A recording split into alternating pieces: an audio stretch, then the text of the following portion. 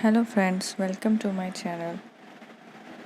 तो हमने cost accounting का चैप्टर शुरू किया था। कॉस्ट अकाउंटिंग की हमने इंट्रो पढ़ी, उसके बाद में क्लासिफिकेशन पढ़ी। आज हम पढ़ते हैं कॉस्ट शीट के बारे में। कॉस्ट शीट हम बनाते हैं कॉस्ट को रिकॉर्ड करने के लिए। Cost sheet is a statement of cost showing the total cost of production and profit or loss from a particular product or services। ठीक है, उसका हम फॉर्मेट देख लेते हैं। आगे फिर न्यूमेरिकल्स में वो काम आएगा। कॉस्ट शीट कैसे बनती है, उसमें क्या क्या इंक्लूड करना है, कैसे करना है और कहाँ करना है। तो ये है हमारा फॉर्मेट। पहले हम लिखेंगे cost sheet for the period. कौन से पीरियड के लिए बना रहे हैं, कौन से ईयर के लिए बना रहे हैं, वो यहाँ लिख देंगे। ठीक है, आगे प्रोडक्शन यूनिट्स, कितने यूनिट्स की प्रोडक्शन के लिए हम कॉस्ट शीट बना रहे हैं। पीरियड 6 महीने का भी हो सकता है, साल का भी हो सकता है, महीने का, जितना भी है वो आप यहाँ पर लिख देंगे फॉर द पीरियड के आगे में मंथ, कौन से मंथ का है, मंथ वाइज ले रहे हो। फाइनेंशियल ईयर के अकॉर्डिंग ईयर वाइज ले रहे हो, ईयर के अकॉर्डिंग लिख देंगे। तो आगे देखते हैं इसमें इंक्लूड क्या क्या करना है, इसका फॉर्मेट कैसे बनना है। पहले हम लेंगे डायरेक्ट मटेरियल। डायरेक्ट मटेरियल में क्या आएगा, ओपनिंग स्टॉक। हमारे पास स्टॉक कितना है, ओपनिंग स्टॉक कितना है, उसकी अमाउंट डाल देंगे। ठीक है, ओपनिंग स्टॉक की अमाउंट यहाँ पर डाल दी। उसमें हम ऐड कर देंगे परचेजेस, अगर कोई भी परचेजेस हमने लिए उसमें हम कर देंगे कैरेज इनवर्ड्स। कैरेज क्या होते हैं, सामान को लाने में अगर जो भी खर्चा हो रहा है, ठीक है, वो कैरेज इनवर्ड हो गया। फैक्ट्री में लाने तक सामान रॉ मटेरियल लाने का जो भी खर्चा है फैक्ट्री तक लाने का, उसे हम बोलते हैं कैरेज इनवर्ड। आगे क्लोजिंग स्टॉक जो है हम उसे माइनस करना है। Opening plus purchases plus carriage inward, उसमें से जो भी क्लोजिंग स्टॉक रहेगा हमारा वो माइनस करना है। उसके लिए हम ब्रैकेट यूज़ करते हैं कि हमें इन सब का टोटल में से ये वाली पार्ट माइनस, ये सारे टोटल में से ये वाला जो हिस्सा है वो माइनस करना है।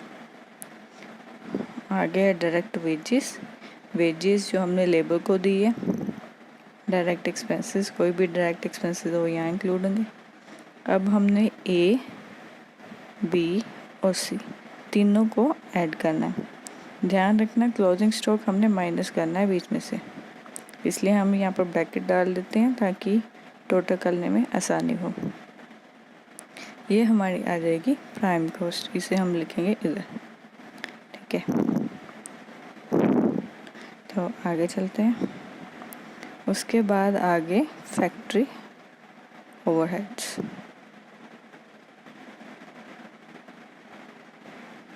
ठीक है, फैक्ट्री ओवरहेड्स क्या, ओवरहेड का मतलब फैक्ट्री के खर्चे। ठीक है, इनडायरेक्ट मटेरियल आ गया। लूज टूल्स कौन से होते हैं, लूज टूल जो भी हमें मैन्युफैक्चरिंग में काम आते हैं, ये हमारे करंट एसेट में इंक्लूड होते हैं, ये हमारा एसेट है। आगे इनडायरेक्ट वेजेस, रेंट, फैक्ट्री का रेंट। ठीक है, रेंट एंड रेट्स फैक्ट्री का, और कुछ का नहीं, सिर्फ फैक्ट्री का, क्योंकि हम फैक्ट्री ओवरहेड्स के बारे में बात कर रहे हैं। आगे लाइटिंग एंड हीटिंग, एफ लिखा, एफ का मतलब factory. Power and fuel, repair and maintenance, drawing expenses, research and experiment, depreciation plant की, इंश्योरेंस अगर फैक्ट्री की ली रखी है वो, वर्क मैनेजर सैलरी।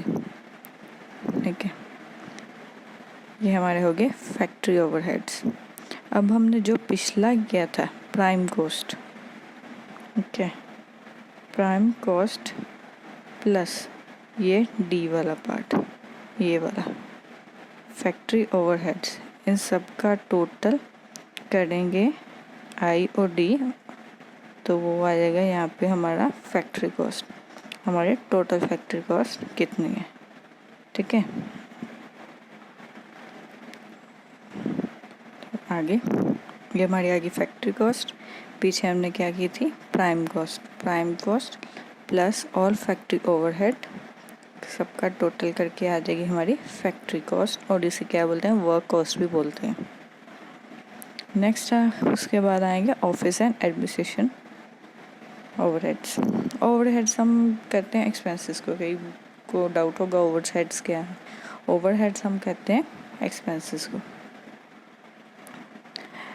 उसमें ऑफिस एंड एडमिनिस्ट्रेशन ओवरहेड्स में क्या लेंगे, रेंट रेट, जहाँ पर आएगा ऑफिस की सैलरी होगी, इंश्योरेंस होगी, ठीक है, किसकी, उस इंश्योरेंस उसमें भी थी फैक्ट्री में, उसमें हम लेंगे फैक्ट्री की इंश्योरेंस। इसमें लगे हम ऑफिस बिल्डिंग की, जो हमारा ऑफिस का पार्ट है जो वो उस बिल्डिंग की अगर इंश्योरेंस है वो वाली यहाँ पर लेंगे।